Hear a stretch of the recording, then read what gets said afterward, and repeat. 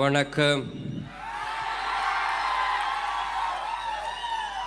ആദ്യം ഞാൻ ഒരുപാട് സന്തോഷത്തിലാണ്. കലാ സാംസ്കാരിക രാഷ്ട്രീയ മേഖലയിലെ ജാമ്പവാന്മാരിയ്ക്കുന്ന ഒരു വേദി പങ്കിടാൻ സാധിച്ചതിന് അതിനൊരുപാട് നന്ദിയുണ്ട് എനിക്ക് മുരുകൻ മാഷിനോട്.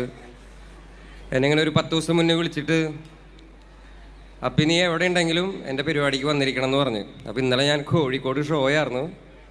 അപ്പോൾ ഞാൻ മാഷിനെ വിളിച്ചിട്ട് ഞാൻ പറഞ്ഞു, മാഷെ ഞാൻ ഞാൻ പ്രേതമായിട്ടെങ്കിലും വരികയെന്ന് പറഞ്ഞു. പക്ഷെ ഭാഗ്യത്തിന് ചത്തില്ല, ഞാൻ വന്ന്.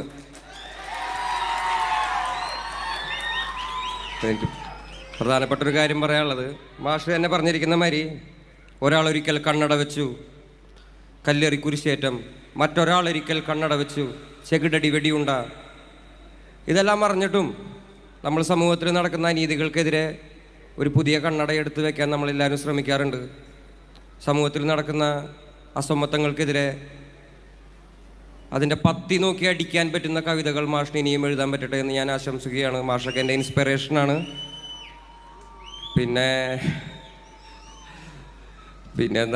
എനിക്ക് മക്കളോടാണ് പറയാനുള്ളത്, നല്ല കവിതകൾ കേൾക്കുക, നല്ല പുസ്തകങ്ങൾ വായിക്കുക, സമൂഹത്തിലെ ഉച്ചനീതിത്വങ്ങളെ മനസ്സിലാക്കാൻ പറ്റുന്ന കണ്ണടകൾ നിങ്ങൾക്ക് വെക്കാൻ പറ്റുമെന്ന് ഞാൻ ആശംസിക്കുന്നു. ജയ് ഭീം.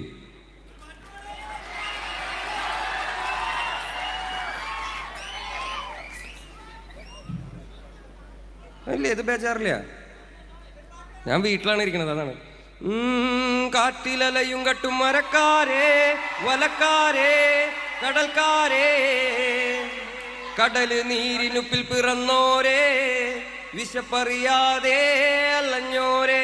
കാറ്റിലലയും കട്ടും മരക്കാരേ വലക്കാരേ കടൽക്കാരേ, കടല് നീരിനുപ്പിൽ പിറന്നോരേ വിശപ്പറിയാതെ അലഞ്ഞോരേ.